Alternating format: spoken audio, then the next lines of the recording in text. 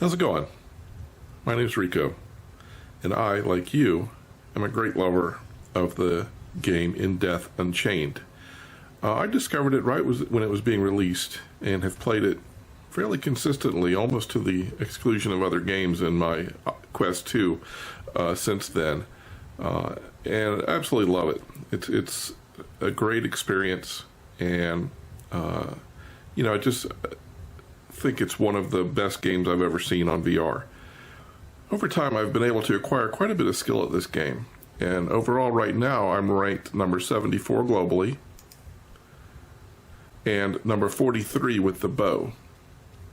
Both of these are with the bow. I don't play with the crossbow. It's just never been something that appealed to me. I just enjoy playing with the bow. So there you go. So there's my street cred. I have been able to accomplish quite a bit on this game and done pretty well. What I want to be able to do, though, is to share my experience playing the game with you and help you also crack the top 100. I've got a video series. I'll include the playlist link down in the description where I do walkthroughs of the zones through the various levels. And from that experience, I've received quite a number of questions and comments. And I also joined the Unchained Facebook group, and have seen a lot of questions there that I think I can answer in one video rather than draw this out. I've seen some channels do individual tips drawn out in a series, which is great. But I wanted to give you one place to get all the information you need about this. Sadly, there's not a lot of documentation about the game itself. I've been able to cobble together, some information. I'll share it with you as well. That'll help you along. But I wanted to go through just all of my thoughts, tips, techniques, and share those with you so you can take those, and as you build up your skill, you'll be able to also crack the top 100. So let's move along and have a little bit of discussion on that. So the first thing I wanted to talk about is scoring. Scoring is a big part of how you crack the top 100. Matter of fact, it's the only way you crack the top 100. So to maximize your score, there's a few things you need to do. Clear all the zones to start with. Do all the pits. Those are huge point getters. Kill the orphans whenever you can. And we'll talk about orphans and such more. What I want to show you, though, is a sample scoring of one of my games, and go through the list of how these things are tallied up. Now, the first thing is the tithe collector. That's the amount of gold you get for, hitting things, killing things in the game. I don't have a lot of information on that. Marksman. When you score headshots from a distance, you get points for that. And you see that is a huge amount of your scoring. I'm going to talk to you about getting headshots at a later time as well. Executioner. Killing a lot of enemies in quick succession. Not a big score getter. Savior, though. Bringing salvation to the orphans. I think they're about 25,000 a piece, but I do think it scales a little bit. I'm not sure. There's, as I said, not a lot of documentation on this. But saving the orphans is a big deal. If you don't have the orphans, I'll explain how to get them in a little bit. Pit Dweller. Look at this. Almost half of my scoring is from doing pits. Do the pits. It's important. To summarize that, maximize your score, clear all the zones, do the pits, kill the orphans. Rinse and repeat. The next thing I want to talk about, though, is achievements. This is an extremely important aspect of the game that you need in order to actually be successful at the game. A lot of the achievements are received just from longevity of playing the game. Some of the most important ones are just from playing the game and killing things. So we're going to go over some of the more important achievements in the game and how to get them and what your rewards are. So here's a spreadsheet that I found out on the web. I will put a link to this in the description below. This is a list of all of the achievements in the game. Some of these you need to have. I've got them highlighted. We're going to cover them. I'm going to answer some of these in answering some of your questions you've had, but I'm going to talk about some of these in that you need them in order to really advance in the game. So the first one comes from a question I received. How do you get Cataclysm 5 in the world? Well, you get that through getting the Clear Sky 5 achievement, which is murdering. I would question whether you're murdering them. They're trying to kill you, so is it murder? I digress. Killing 3,666 cupids will get you Cataclysm 5. Cataclysm 5 is extremely powerful, and you're going to need it. The next thing I want to talk about are orphans. If you haven't seen orphans, it's probably because you haven't got one of these achievements. So here are some of the achievements. I don't want to have that because I don't want you to be... Don't be distracted by the red stuff. I'll get to that in a minute. But here's some of the achievements for actually allowing the orphans to be in the game. Complete a pit of perdition without taking damage. That puts an orphan in there. Complete pit of reformation without taking damage. That puts orphans in there.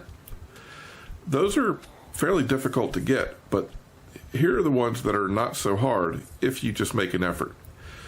To get the orphans in Purgatory, Paradise Lost, or the Abyss, all you have to do is complete those zones without spending any gold. So get through the zone, kill the boss, don't spend any gold in that zone, and you will get your orphans. Orphans are important because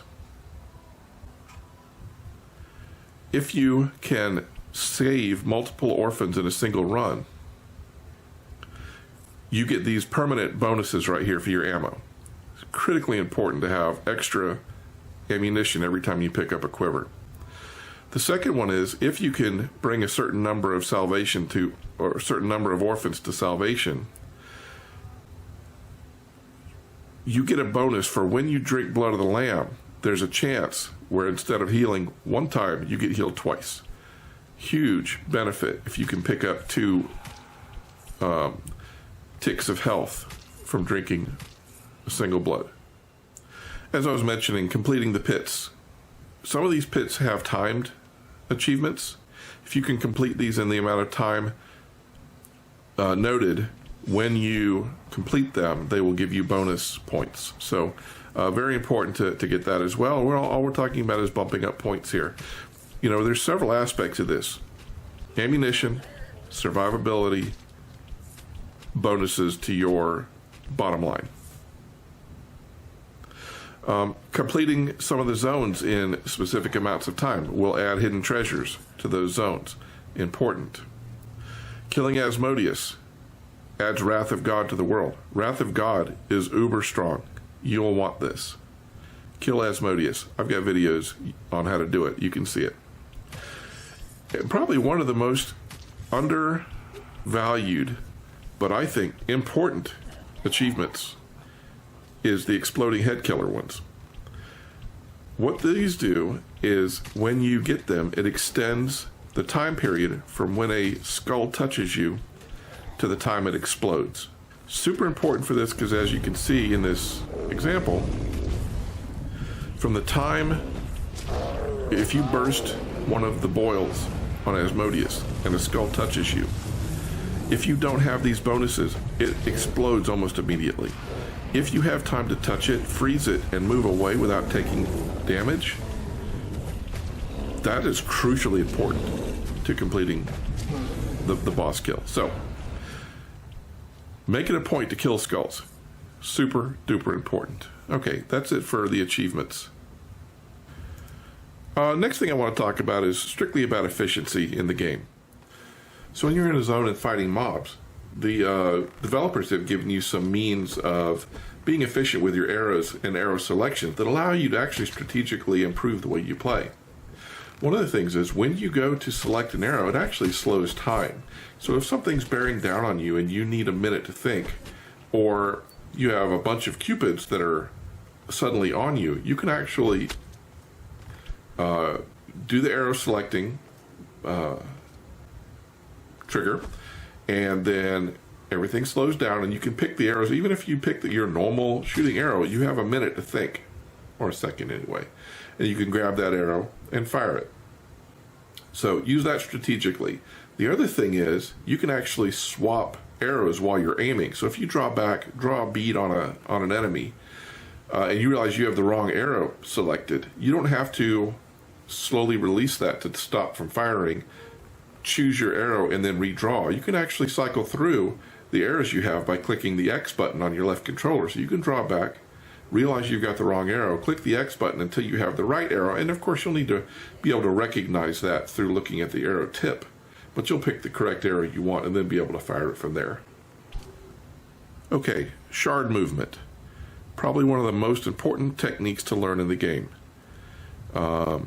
You learn how to do this in the tutorial, but people seem to kind of forget that that is a thing.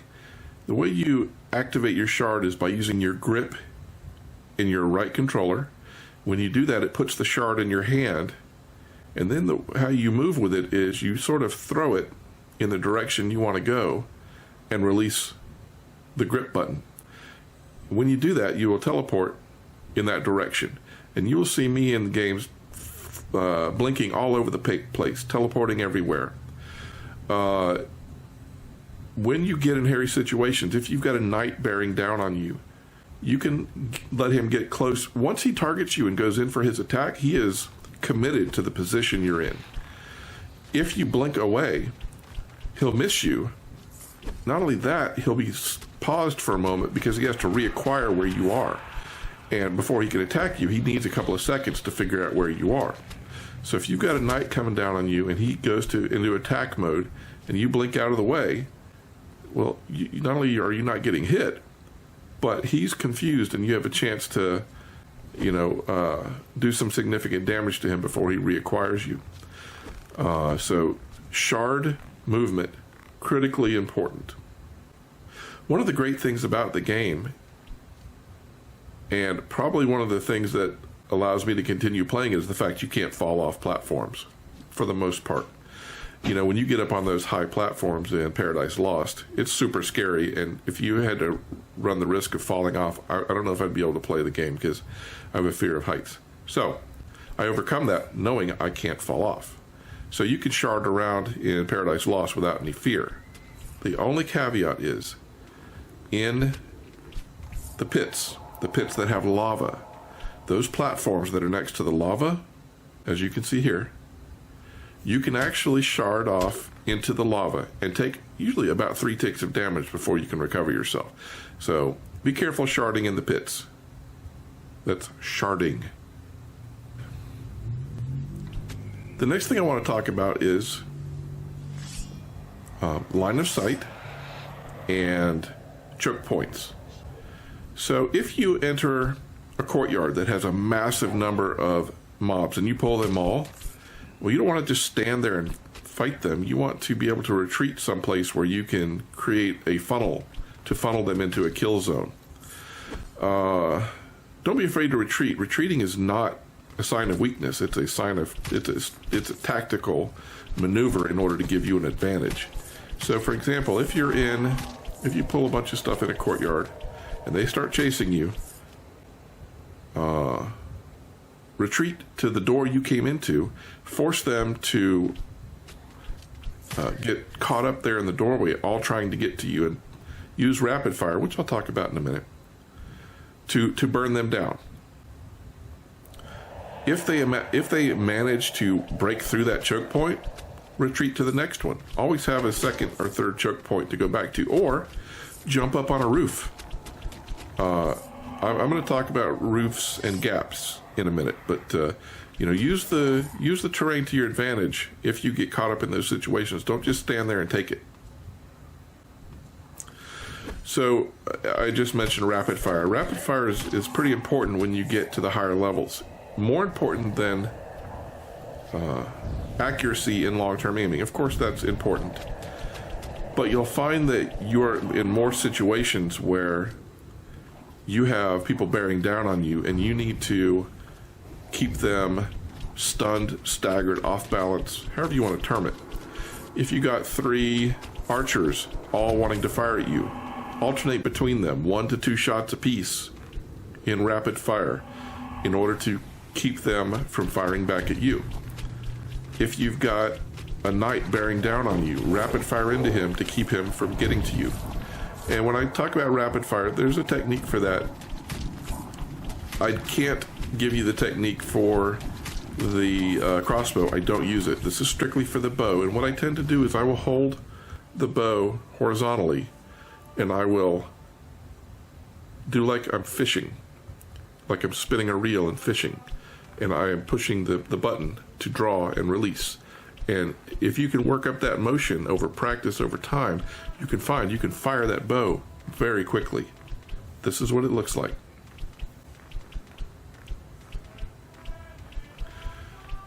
Another aspect of this game that's very important is patience.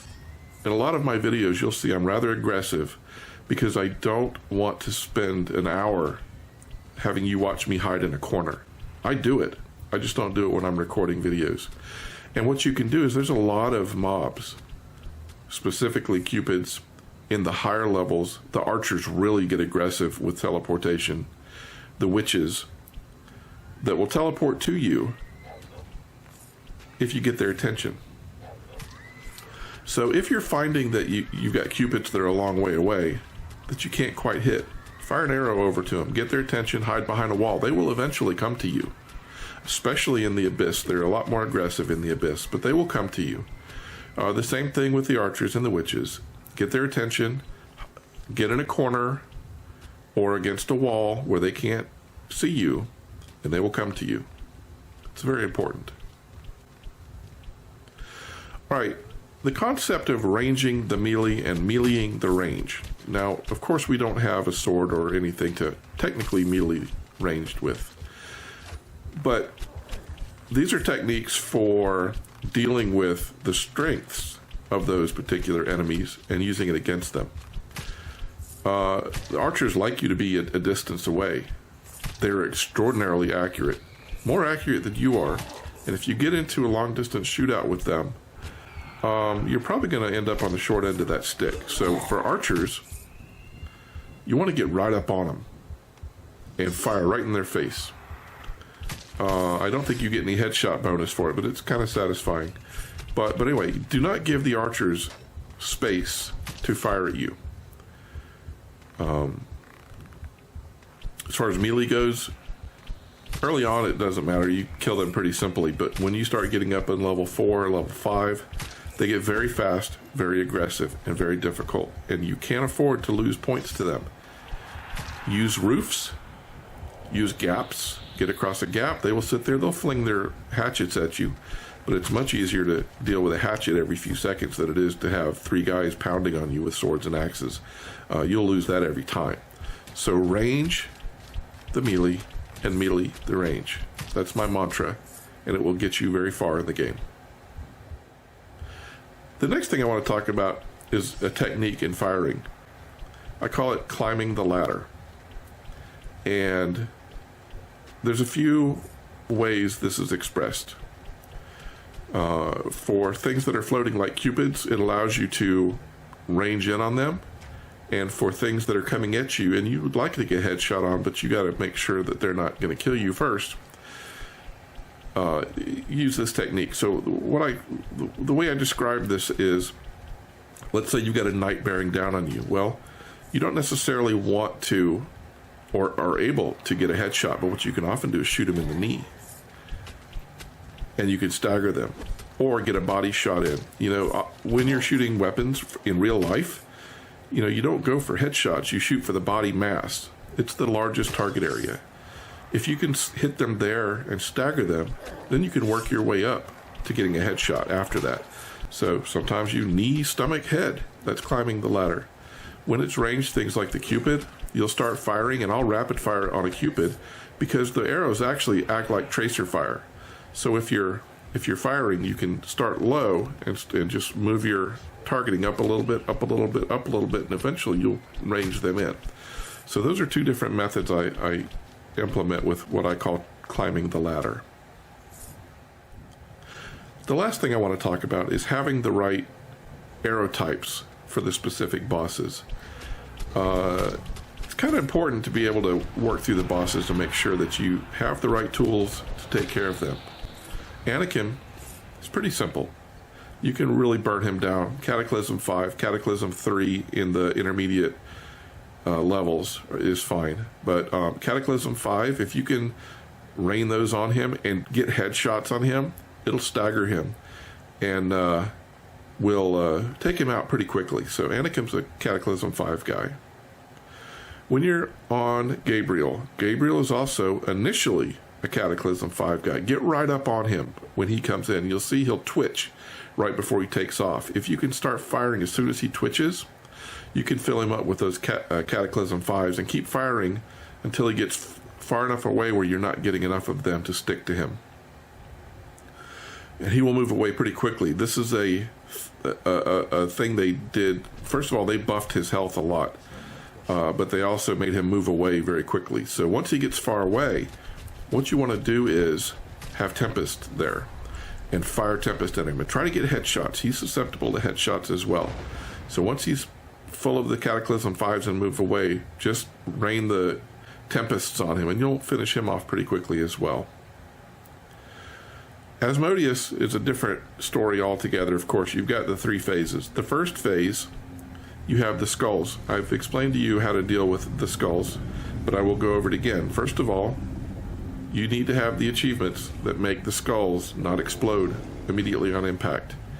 And then you can burst one of the boils. You'll have 3 skulls come at you. You'll just put up your shield and touch them and move them off to one side because they will react to that and freeze. And then you can move away 2 to 3 shard movements and then they'll explode. You need to be aware Asmodeus will be throwing a rock as soon as they explode, so be watching that as well. For the first intermission phase of Asmodeus, I really like to have Lightning Ball 3. And I will, as soon as the stairs appear, I'll jump up there and I will start filling the zone with the lightning balls so that as these mobs start to materialize, they'll just die almost immediately. So Lightning 3 in the first intermission. The second phase of Asmodeus, you don't need any specialty arrows. That is actually your opportunity to rest. And just, kill the skulls and then kill his spines. For the second intermission, as soon as the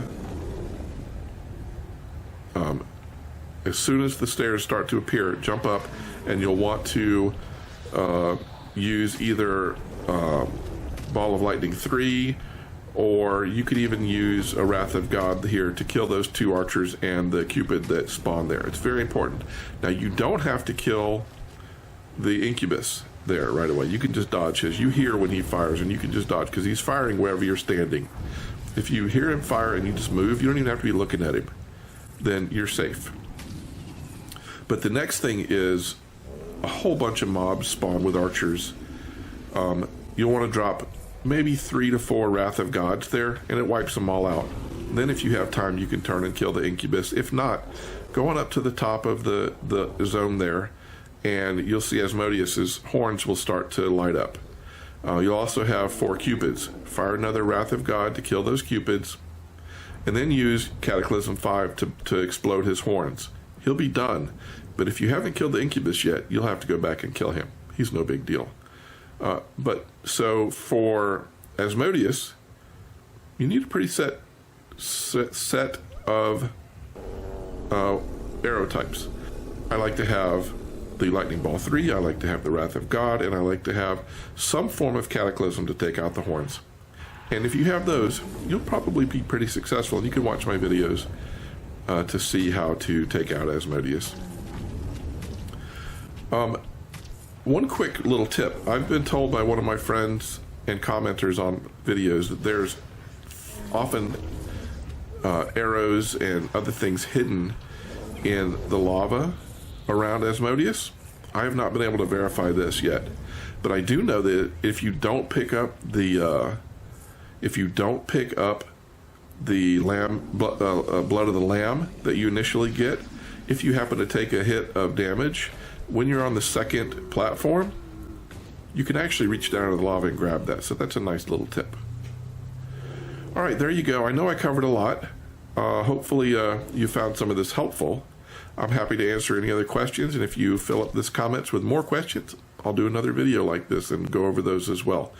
But in the meantime, happy hunting, and I'm looking forward to seeing you all in the top 100 with me. All right, we'll see you later.